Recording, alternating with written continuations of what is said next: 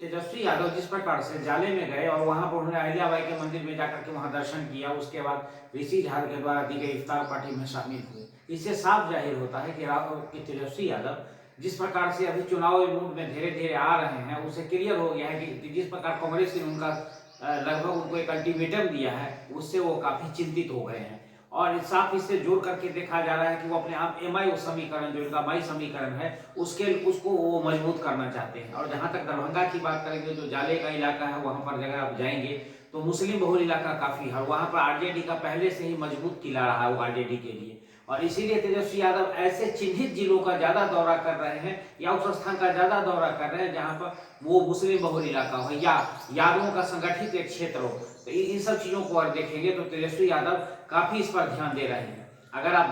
बात करेंगे तो अभी नीतीश कुमार या बाकी अन्य पार्टी के लोग जिनका मतलब क्षेत्र में जाना थोड़ा कम हो रहा है, लेकिन वहीं तेजस्वी यादव पूरी तरह से चुनावी मोड में है। इसके पीछे दो तीन कारण हो गए हैं। पहली जिस प्रकार से कांग्रेस ने अपना अध्यक्ष बदला है और एक दलित को, रविदासी को अध्यक्ष बनाया है। दूसरी ओर अगर आप देखेंगे तो कांग्रेस ने जिस प्रकार से उनको अल्टीमेटम भी दिया है और सवर्णों में एक कन्हैया कुमार को आगे करके और ओबीसी के नेता के रूप में जिस प्रकार से उन्होंने पप्पू यादव को आगे किया है, उससे थोड़ी सी, और यादव में भी आते हैं और ओबीसी में भी है, वो दोनों में उनकी गिनती हो जाती है। तो इन सब चीजों को देखते हुए थोड़ा सा तेजस्वी यादव के लिए कठिनाई का सामना उनको करना पड़ रहा है, जिसको लेकर के वो अभी से जनता के बीच में जाना अपने भले के लिए समझते हैं कि जनता के बीच में जाएंगे, अपनी बात रखेंगे और लोगों को कन्विंस कर सके। लेकिन जहां तक विपक्ष की बात है तो विपक्ष का कहना है कि एक तरफ आप मतलब मंदिर में जाएंगे और दूसरी तरफ इफ्तार में जाएंगे, तो आप क्या संदेश देना चाहते हैं? जिस प्रकार से हिंदुत्ववादी राजनीति की ओर मतलब विपक्ष उनका चल रहा है, और जिस प्रकार से अभी देखेंगे तो धीरेन्द्र शास्त्री का कार्यक्रम हुआ था,